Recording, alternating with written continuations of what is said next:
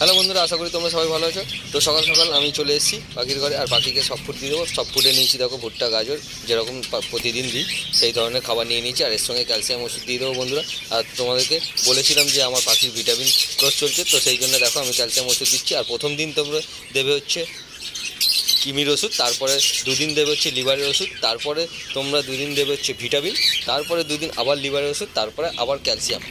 তো ক্যালসিয়াম বন্ধুরা তোমরা এটা 5 দিন দেবে, আর এটা ভালো করে নাড়িয়ে নেবে, কারণ এটা খুব গাঢ় ওষুধ। আর আমি এখানে দিয়ে দিচ্ছি আমার পাখি অনুযায়ী পরিমাপ মতন।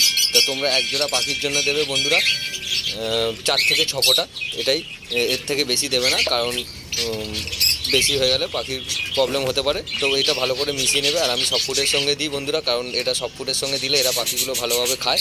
আর শরীরে যায়, জলে দিই না, কারণ এটা খুব গাঢ় ওষুধ, নিচে বসে যায় আর পাখি ঠিকঠাক খেতে চায় না। তো বন্ধুরা, ভিডিওটা ভালো লাগলে লাইক কমেন্ট শেয়ার অবশ্যই করে দিও, আমার চ্যানেলটা সাবস্ক্রাইব করে দিও। তো চলো নতুন ভিডিওতে দেখা